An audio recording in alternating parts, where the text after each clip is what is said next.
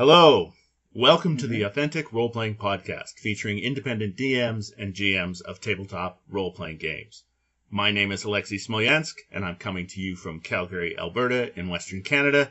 Happy to take a break from working on my game world. Today, I'm talking to Tristan Johnson, the presenter of Step Back History on YouTube, which can be found at stepbackhistory.com. Hello, Tristan. How are you?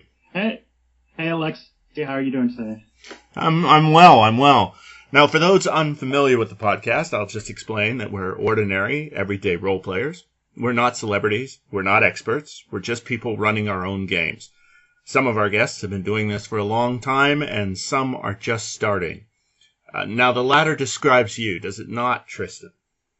Yes. Aside from one Victoria Day weekend in 2011 where we had a house rule where you could do a shot to do a re-roll of dice roll, I only really picked up D&D in a serious way last summer, so about August of 2017. Most of my guests have stories about their games and how they went when they were first starting, and since that's you right now, and you're fairly new to this, what's your perspective on role-playing?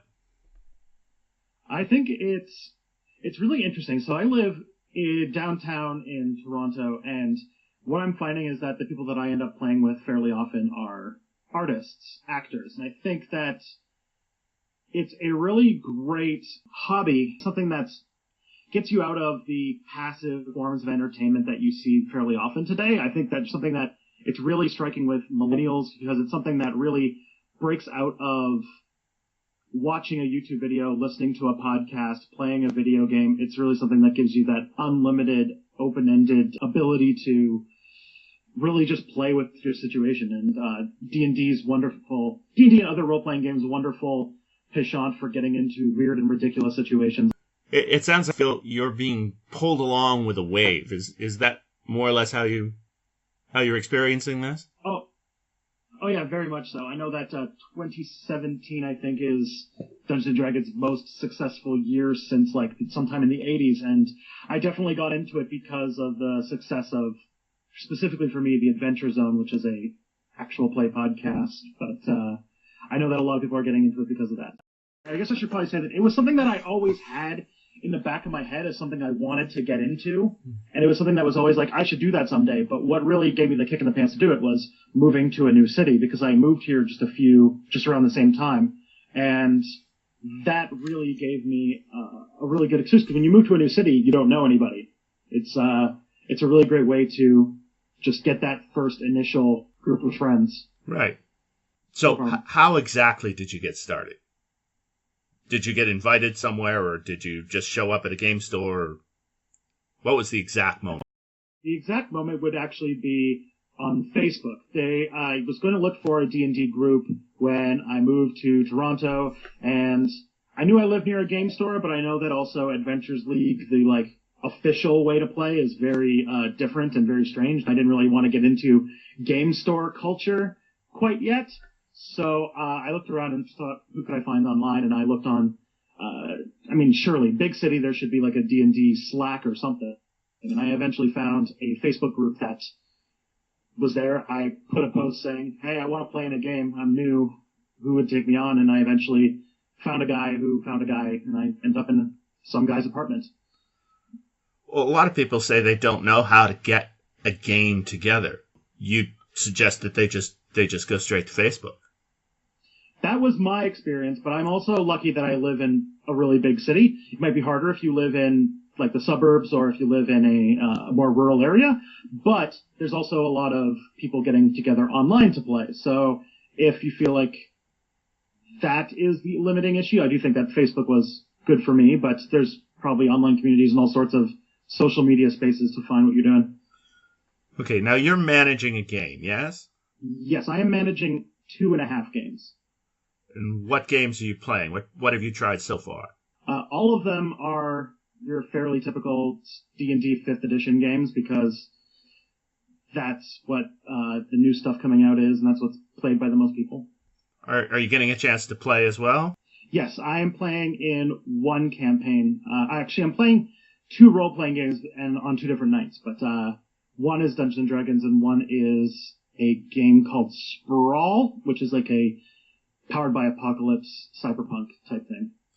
Well, feel free to talk about a campaign that you think is the most indicative of where the community is right now. So there's only one game that I'm in where we're playing online, and it's for a stream, but I don't know how much vetting was done beforehand of all the players, and so the game runs really well. We're having a really fun time. It's a really great game, but we are presenting to an audience of a small handful of people, and that leads us into a different direction. But I do think that you can see very much so the influence of things like a critical role in what comes into the game. Like, the DM obviously has the critical role campaign guide, and the fact that he's doing a stream, like, I think that the influence of the D&D actual play media is influencing so many people to get into playing, and that's why, like, Twitch is full of campaigns like ours, and it's full of people who are almost using it as the way that, say, improv actors would use improv games. It's a way to be an actor on a stage, or even if it's just for a group of your friends. Do you think it's a good influence? I mean, I'm having fun, but I'm a very creative person. That's kind of my jam, but I know that it leads to some really good advice. I'm sure we've talked plenty about the weird advice that's like in the DMG about fudging rolls and things like that, and there is a definite angle of taking away from the gaming element and taking away from, like, the harshness of the random numbers and doing it for a narrative purpose. And I think sometimes it cheapens the effect. But sometimes I don't know when it's happening. So it isn't something that I would do, but it's hard to tell when it's happening. Well, something like an online situation. I was going to ask you about that because, I mean, an old guy like me and knowing how a game goes, I'm going to pretty much know almost immediately if the DM is fudging the dice. But you're brand new to this, so is it noticeable? There are some times where I think it's very noticeable. One of my face-to-face D&D campaigns that has ended because the DM was getting tired of the game in general, and it led to situations where he was creating monsters that you could very much tell had their HP was until it had beaten you up enough. And so I was starting to notice, like, oh, things are just dying as soon as you start getting tough. And it meant that, like, I was like, oh, we could just do whatever we want. It's not a world anymore. It's just like the Matrix or something. Do you feel compulsion to do it in your own game? No, I would not want that in my own game. The only time I ever came close to it was when I accidentally killed a character, but I did so mostly because I amalgamated too many roles together at the same time and didn't pay attention to the order of play, and so it was my fault, and I rewind because it was me making a technical error. But that's a close. I haven't fudged a roll. Well, I did when I was just starting out and just playing one-on-one with my wife, but ever since then I've just changed around. I don't think that that's the way to do it. It's not fair. Okay, but psychologically, have you felt that compulsion to fake a roll? Oh yeah, especially if I'm about to do something very, very bad to a player. I know that people get very attached to their characters, and if you're in a situation where you're going to put them in a really rough situation, then yeah, I can see the urge to do it. But I think that a lot of the problems that come up with that are more about figuring out the times when you should be putting a roll in or not. Like, if you need to do an investigation to find one of the hidden doors, but they need to find one of them in order for them to move forward, maybe it probably shouldn't be hidden or something like that. Do you find it in general that it's a positive atmosphere that you're playing in, or are you very aware of some of the negative tropes that people talk about online of players who are far too concerned with, manipulating the DM?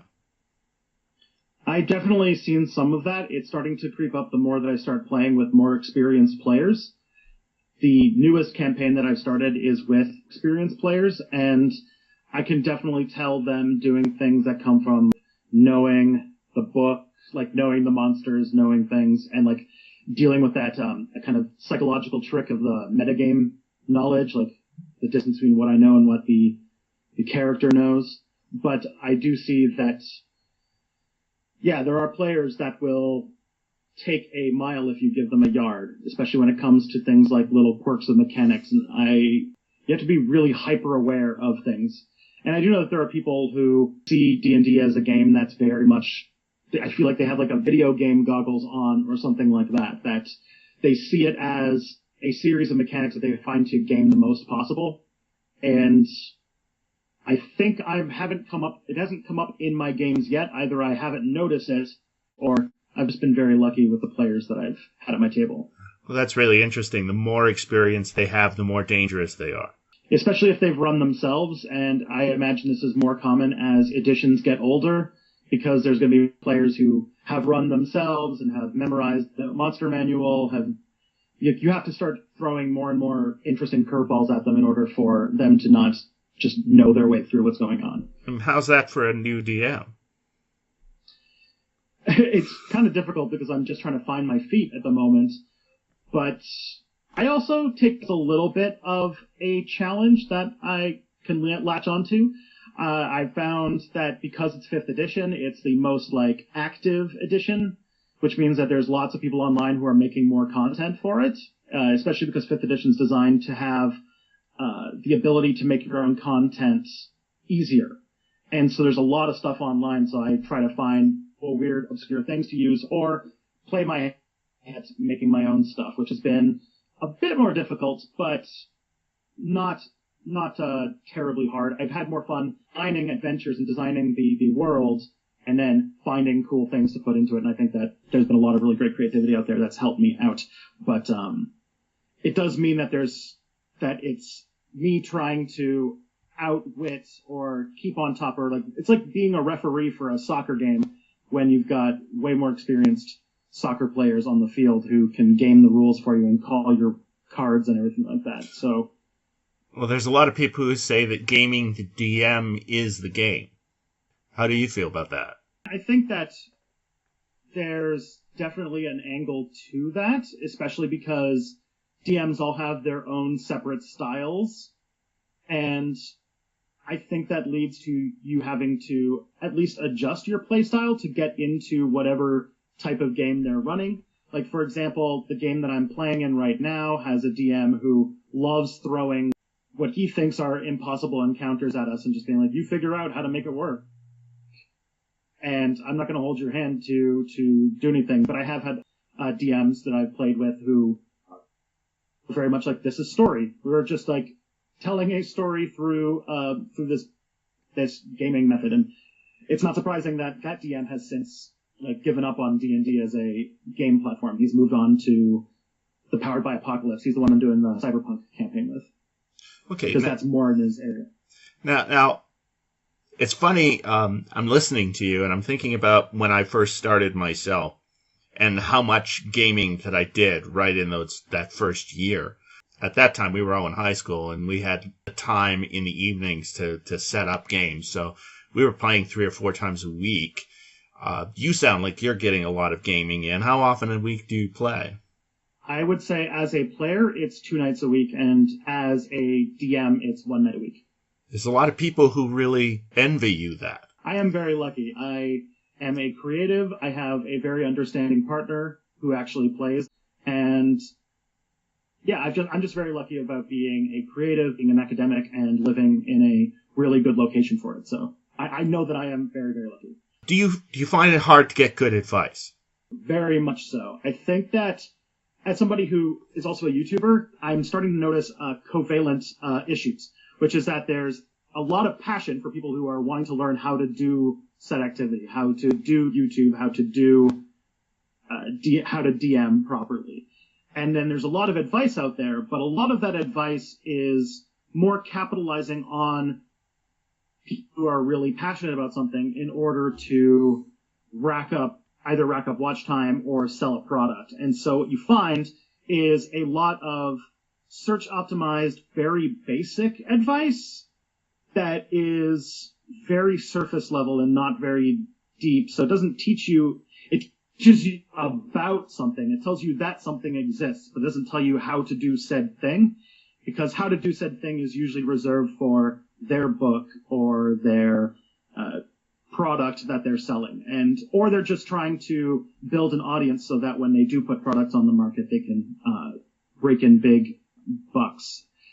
And this happens a lot more in YouTube. I think in the role-playing area, there's just a lot of people who are trying to capitalize on the fact that there's a lot of, especially Dungeons and Dragons, interest right now, and they might have the experience to give forward, because I think that one thing I'm learning about dungeon mastering is that it is something that you really have to do in order to learn how to do properly. It's not something that you can, I mean, it is something that you can get better by studying and doing your homework, but there's a limit to that. And I think that there's a lot of people trying to peddle a lot of really basic advice because people who are really passionate about learning how to DM or who don't have the access to a group to play are desperately trying to just hoover up whatever they can to sharpen their skills, especially because it's embarrassing to like run a game when you're not prepared and you don't know what you're doing. What would you like to hear for advice? Do you have any idea what you would be looking for when you go onto the net to get advice? One thing that I think I've never been able to find 100% satisfactory advice about, and I think it might be because everyone develops their own way of doing it, is literally session preparation.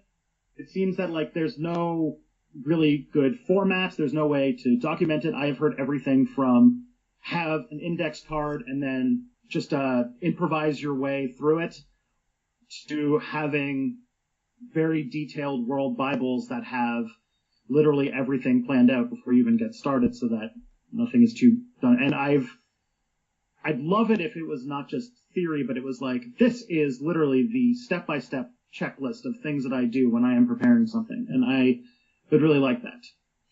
Well, I think you'll find that part of the reason why most people have a slightly different way of going about their preparation is because they have different expectations. It's sort of similar to how do you run a business, and there's a lot of different ways to run a business, and people give and use different techniques in order to make that work for them, because businesses are different and people are different. You're going to have to find a way that works for you.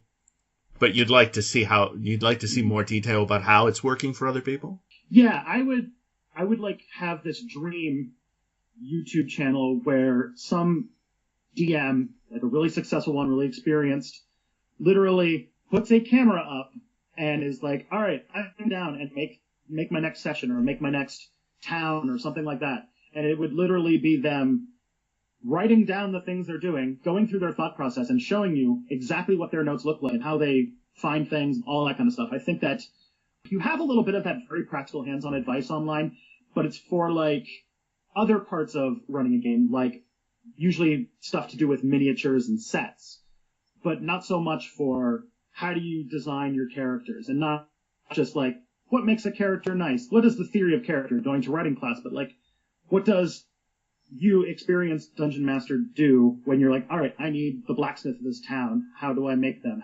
compelling, what is like the actual thought process? And I would really like to see that. I think that airing out the way that I think about dungeon mastering, especially in this kind of lost online space where there's not a whole lot of valuable things out there, I think would be really useful for the listeners potentially out there to at the very least know they're not alone.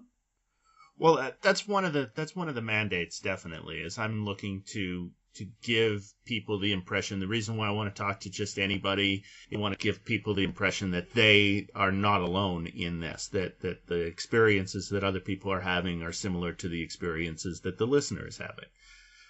It's really hard to, in this current like oversaturated RPG environment, to find that bearing, because in the internet there's like this mix of literally anything you want, information on anything you want. It's just whether or not it's useful. And so you find yourself bombarded with like styrofoam advice, like very thin, very empty advice. And it would be really great to at least take the things that I've learned and talk about these frustrations so that if there's a new DM who comes across this interview, they'll know that at least they're not frustrated. At least their frustration is not internal. It's not something that they did wrong. It's that there really is a really wonky situation going on because something got really popular really fast and a lot of people are trying to capitalize on it. Well, one of the things that I've been pushing with the podcast is to ask the question, are we too focused on solutions and not focused enough on the problems? Because I've seen a lot of videos where people will say, so you can't do this in your world. Well, let me tell you, do this, do this, do this, do this, do this, do this, do this, but they never talk about the thing you can't do. Right? The question you just asked, I want to know how to do prep. You'll find somebody who steps forward and gives you 50 reasons or 50 ways to do prep, but they won't talk about why you're having trouble doing prep. They won't investigate that part of it. And unless you can figure out, unless you can diagnose the problem, how can you solve the problem? Yeah. And there's a lot of things out there that are also not much, like with the question about prep, it'll be 50 things you should do while prepping, but it won't be like a guide on how to actually prep. So it's always like bouncing around. It's not even like they're hitting the solutions. They're bouncing around the solution and saying a solution exists, but very often they won't go into detail how it happens, or at least they won't go very practical. Well, looking at the prep itself, what is it that gives you trouble? That's a very good question. It's the investigative question. Let me try that one more time. It's the investigative question, right? Why are you looking for someone to tell you how to prep? Why don't you just know how to do it? So when you're sitting down and you're playing a game and you realize, I haven't prepped such and such, what is it about that moment that you think prepping would have solved? I think in my situation, at least, it's the fact that running a role-playing game, is unlike any other experience I've ever had. There's no prior skill that I can draw upon in order to do it properly. Sometimes I find that I thought through, this could happen in this situation, or this, or this, or this, and they'll go with a complete different option that I had not even considered. If you want to do a town, especially one to get a lot of foot traffic, you got to make nearly everybody in that town. And so I realized that there's no shortcuts in a lot of these things, and you have to be way more comfortable in improvising. And improvising is a little bit of a thing that comes with experience rather than reading about it. So maybe I'm just reading about things in order to overcome the fact that I lack experience. It would be really hard to predict what your players are going to do, or that you're going to need this sort of resource off the top of your head. That would be really hard to do because you can never be sure. You asked earlier about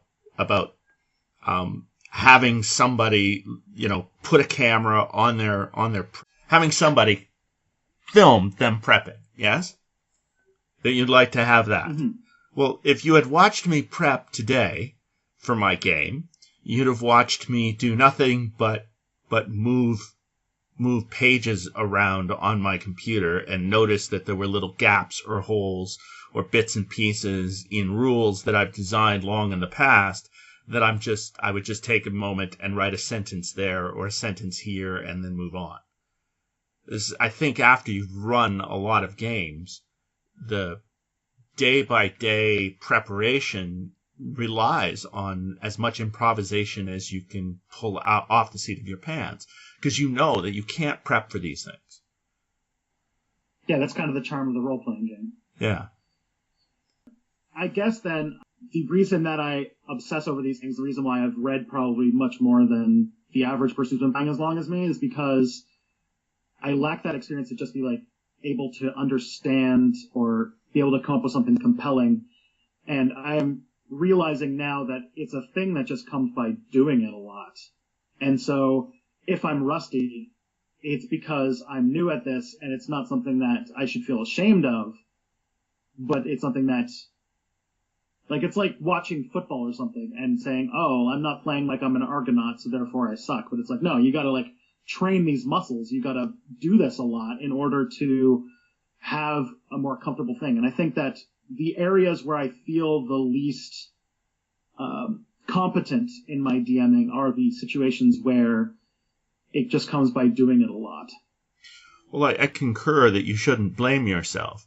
That is an experience that most DMs have, is that they blame themselves for not running a good game. And yet I don't think that's a positive emotion. Mm-hmm.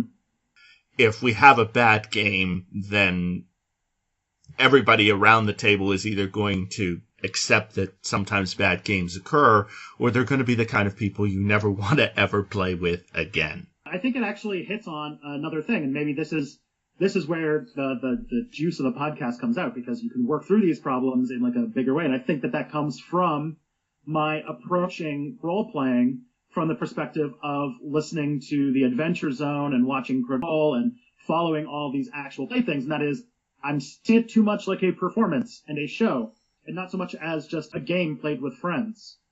It is a kind of performance. It is a kind of show, but it's not the kind that demands an applause.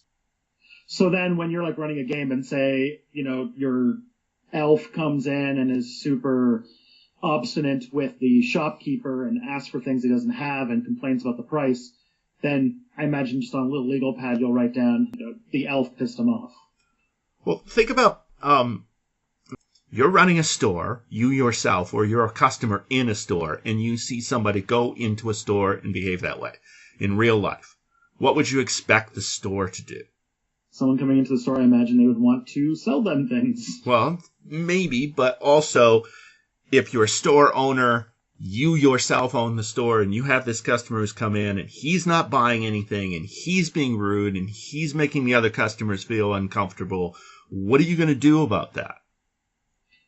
Either I won't let them in unless they come back with something that will very much change my mind. Like if they come back with a whole lot of money or something like that, then maybe I could be swayed. But for the most part, I'd be like, yeah, you're useless. Just get out of the store, please. Well, that's the preparation of life, right? If you're a customer and you've been in stores all of your life and you know what bad customers are like, then as a DM, you just think to yourself, well, this store owner has more customers than just you. And even if you dump a lot of money on this store owner, he has pride. He has a personality. He has a placement in the community. He doesn't know you from Adam. Please get out of my store. Please just go away. And then what's going to happen next? That store owner is going to say to the guy next door, he's going to say, I had this customer and he dressed like this and he looked like this and he talked like this. And that word is going to get around town in a day or two. And pretty soon, that fellow isn't going to find himself being able to shop anywhere. That's a good call, yeah. Okay, and if he's been dumb enough to give his name, merchants talk to buyers. Buyers talk to merchants. Things move from town to town. This guy with this attitude, all this money, with all this, he's a D&D player, so he probably looks pretty impressive. He's also probably very noticeable. He could find himself being banned in other towns. He could find himself coming to the gates of a town and the town going, you can't come in. We don't like you. And we don't care how much money you have. Towns have lots and lots of money. A player never will have enough money to be able to buy a town. Do you have a way of simulating that? Of simulating like how rumor spreads? Do you have a rumor spreading mechanic? No, I just go with my gut. Okay. Because I imagine that some campaigns can last for years. And so if Elf goes off and saves another part of the world and comes back 3 years later and see where things have gone. But I can see that a lot of that verisimilitude might not need to be as exact as I'm making it out to be. Well, I'm saying you pull it out of your own life. You pull it out of your own personal experiences. What have you seen? What have you heard from other people? The way that they talk. The same sort of gossip rumors that go around in your life. How does that apply to what the game would be like? If somebody went away for 3 years and came back, and he didn't change as a person, then maybe they would remember him and go, oh yeah, I remember you. You were a jerk. You're still a jerk. I mean, that's what somebody would say about you if you were a jerk and you went back to your hometown. If you were a jerk when you left and you went back and you're still a jerk, then yeah, they'd remember that you were a jerk. Especially in pre-industrial rural farming situations where possibly pre-literacy time, where reputation is very important. Exactly. And not only that, there's no real feeling about the world that any particular person has value. I mean, this is pre-Constitution of the United States. This is pre-human rights. This is pre-anything that we identify with egalitarianism and liberalism. So if you're too much of a problem, you can be dealt with. You can easily be dealt with. But I think a lot of players who are out there, they don't care if their characters are killed because they'll just roll up another character. And I think they get out of the game that sense that I'm untouchable. So if I have players that are consistently rude, I would really rather they just didn't play in my world. Yeah. And I mean, I think there's something to that statement of, like, there are ways that there are, like, bad consequences to doing bad things that are not just you die, but being a pariah, for example. Yeah, I do think that one of the things, especially with really new players, like people who have not played, maybe it's like their like third or fourth session, there is a sense that they're acting like they're in Westworld, and they've got to kind of unengineer that and realize, oh no, you're a person in a world. Everybody's playing the game should have a level of rationalism. This is a dangerous world. Don't be stupid. I do think that there's a little bit of an impact from the expectations, the like media expectations that come from video game playing that create some of this behavior. Now, you ran games before there were video games, so you might have more insight on that, but you've run with players who might have not played Skyrim or any of those like fancy RPGs, like the computer RPG. And so maybe that creates a set of behaviors because you can get away with literal murder a lot more often in computer situations. Well, I got a couple of players who came from that sort of background because they were looking for something a little bit more realistic and hands-on. They had played many role-playing games in video format, but they had heard about the tabletop version and they wanted to play something which was more personal, that they had more control over, because a video game it's just a set of walls, right? Even really complicated video games, you can still feel the walls as you move around, and you know where you're supposed to go and you know what you're supposed to do. But tabletop is a very open vista. There's really very little controlling factors that say you must do this or you must do that unless the DM puts them there. Have you had much trouble structuring your campaign? I haven't had many campaigns that have developed very far. Like I say, I'm running 2.5 campaigns, but all of them are less than weekly campaigns. And so, like, at the moment, in my 2.5 campaigns, 2 of them one is a level 1 campaign still. It's only going into its second session. The other one is level 2, probably only done about 3 or 4 sessions, and then the other one has probably been going the longest, but I'm not exactly sure. I guess I haven't had the experience structuring a campaign. Like, I don't know where these things are going to look when they're at level 10, 15, 17, etc. How far have you gone with structure, and how would you describe your world? Yeah, the world that I'm running is very much comes from me having a kind of side interest in Aztec mythology. And so I try to give my players as much of the stuff that Wizards of the Coast produces, like as many of the options that they're accustomed to as possible, but still play games with the mythology because I have a different set of mythological archetypes to play with, I suppose. And so that world seems to result in one that is very much like, your typical Forgotten Realms type world, but is, I think somebody explained it as 15% more depressing. How Aztec do you get? Are they executing people and throwing them down the steps? I more go with their cosmology. Like, the Aztecs believed that the Earth had been killed and resurrected several times, and that this was like the 5th one. And so I have the idea of the material plane dying and getting resurrected over time, and usually that results in a lot of people dying, a lot of creatures dying, and so like a lot of the really big nasties like dragons and stuff like that are almost refugees from those old material planes. That's an interesting focus. You're pretty well steeped in history. You said you had a doctorate in history? I'm doing one. I'm about halfway through one. Yeah. Do you feel it's giving you an edge with this creating a setting? Very, very much so. I feel very excited when I get to play with historical tropes. Like, I'm not sure if my cleric character will ever watch this or listen to this, but I can spoil that I have ideas about her character messing around with the institutional religion that she's part of and being called upon to basically cause like a kind of catechism type situation that kind of borrowing from a lot of the issues that happened during the Byzantine Empire period and things like that. So the knowledge, or like my orcs have a lot of it's very typical, the whole Mongolian thing to it, but I try to take the things that are from like the Mongols, people, cultures that most people who are not historians wouldn't do, like settling or like having like the Mongol kings in China for a while, or making most of their money off trade, not just raiding and pillaging. Well, it sounds like you're building up some pretty good future plot lines. Yeah, I try to, when I start a campaign, get an idea of what kind of things make the players smile, like what kind of things that they really like when they do in a game, usually by trying to figure out like what kind of movies they like, what kind of stories they like, and how they've designed their characters, how they describe their characters to me.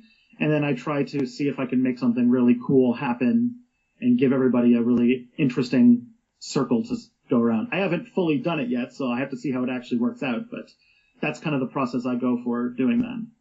That's pretty close to what I do myself. I guess I can't say a lot of things about like this works. I just hope it works. Just offhand, what other skills would you say you're bringing to role-playing from outside the game? Well, I've read a lot about other subjects, and so, for example, with the geography in mind, there's people who've done plate tectonics and things like that. That's been done by other people. But after I made my map, I then, instead of like having an idea of where things are going to be, I like looked up stuff like what makes cities, why do cities grow where they do, and those kinds of things. I put cities in place where they made sense, and I've made overland trade routes and things like that. Well, let me ask you a job interview type question. Where do you think you'll be with this in, say, 2 or 3 years? Ooh, I'm hoping that in 2 or 3 years, I'll have wrapped up one of my campaigns, because most campaigns, I think, live about 2 years. That's about it's hard to say, because I know that I've had one campaign only last a few months, and then I work with a legendary Dungeons and Dragons player who I work with at my university as a professor, who has been running the same campaign for over two or 3 decades now. Yeah. And so I think he got interviewed by CNN about it and everything. It was crazy. But so I'm not exactly sure. I hope that I can actually finish a campaign and be able to say that I did a successful character arc. I'm not sure if I'll be able to do that, but I hope that I'll have actually finished something, I guess. I've started a lot, but I haven't finished much. I remember when I started playing games, I just threw myself heavy into history, but I don't need to tell you to do that. I was looking at a lot of social history later on about how the Middle Ages worked, how trade worked, how people communicated with each other. I remember I read a lot of stuff about Queen Elizabeth II and the whole period of the War of the Roses, because I was trying to understand how nobles conversed and communicated with each other, because there was always that infighting, and I was looking for something that was medieval. I thought that was pretty useful. Certainly helped me build up a sense of intrigue. Yeah, I definitely want to look up the cultures that people always gravitate to as the most interesting, or the dramatic periods in history that everybody gravitates towards, or because of my ability to dig a little bit more maybe than the average Joe, find these stories that don't get the headlines and kind of copy off them, so that they realize that it's not just an event with like some names change, but like something really cool and weird and interesting. I'd love to pull off something that has that verisimilitude, has that historical feeling, but isn't telling a story from history with, monster faces on or something. And I'd love to like take the factors. I think this is kind of like one example I think that comes from like the stuff you've done with development and infrastructure. Yeah. Like that kind of thing. Like take the elements of how history works, and then let an emergent story come out of things that the players are doing. I think that would be really cool, and see where that goes. In terms of applying history or anything else to gameplay, you're really looking for events rather than stories. You can build the stories from what players respond and how you think that the world would respond to the player's response, and that it goes back and forth, but it's the event itself. I mean, something very well known, the killing of Archduke Ferdinand that started the First World War. You can have the killing, but you don't need to have the war that follows it. Yeah, one thing I'd really love to do is maybe not create the assassination of Franz Ferdinand, but create, for example, when you look at the First World War again, like the tense global situation and the impending breakdown of the global security system that us World War I, that the assassination was kind of just the spark for. And I would love to build those kinds of systems in place to see and let them be the assassin of Archduke Franz Ferdinand, watch them destroy the world.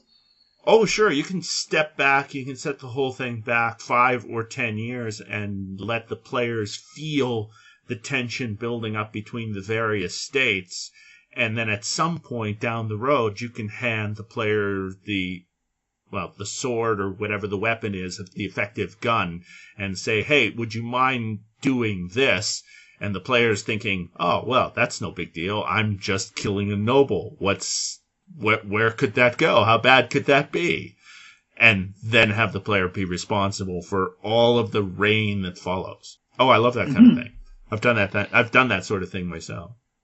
Yeah, that was actually one thing I was curious about, because like I know that you run like a very sort of open-ended sandbox type thing, and I was always wondering about how you'd make like the big apocalyptic epic fantasy things happen.